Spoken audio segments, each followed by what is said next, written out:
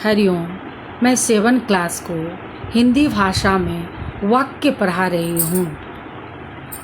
2 या 2 से अधिक पदों के सार्थक समूह को जिसका पूरा अर्थ निकलता है वाक्य कहते हैं। सार्थक समूह यानी जिसका अर्थ सार्थक हो, अर्थ निकले, उसे वाक्य कहते हैं। उदाहरण के लिए सत्य की विजय होती है। वाक्य के तत्व। वाक्य के 2 अनिवार्य तत्व होते हैं या वाक्य के 2 अनिवार्य अंग होते हैं, उद्देश्य और विधेय।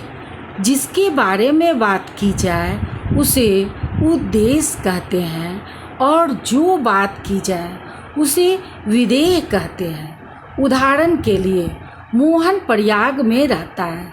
इसमें उद्देश्य है मोहन और विधेय है प्रयाग में रहता है। वाक्य के भेद। वाक्य के भेद 2 प्रकार से किए जा सकते हैं। अर्थ के आधार पर वाक्य भेद, रचना के आधार पर वाक्य भेद। अर्थ के आधार पर वाक्य भेद को मैं आगे देखूंगी। अर्थ के आधार पर वाक्य के भेद। अर्थ के आधार पर वाक्य के निम्नलिखित 8 भेद हैं। विधानवाचक।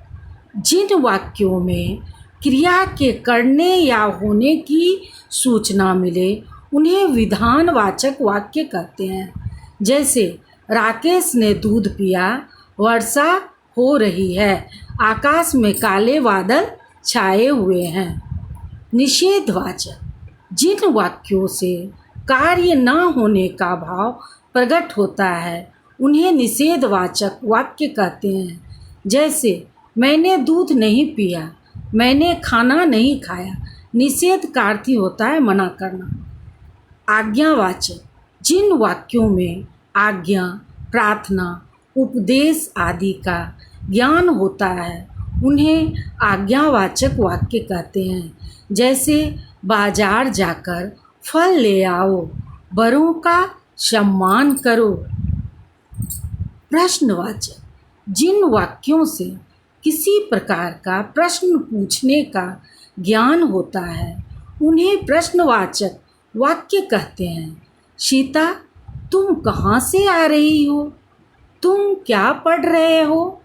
इच्छावाचक। जिन वाक्यों से इच्छा, आशीष एवं शुभ कामना आदि का ज्ञान होता है उन्हें इच्छावाचक वाक्य कहते हैं।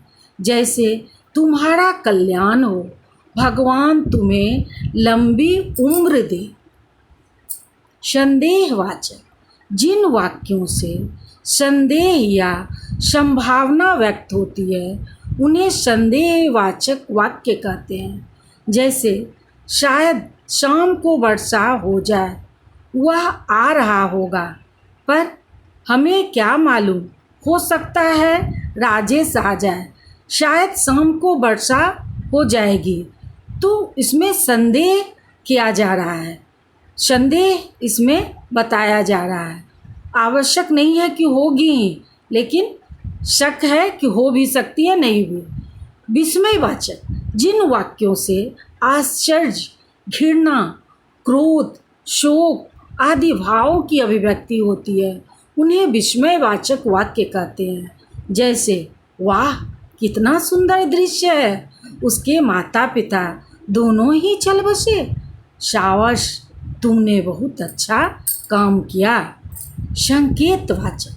जिन वाक्यों में एक क्रिया का होना दूसरी क्रिया पर निर्भर होता है उन्हें संकेतवाचक वाक्य कहते हैं।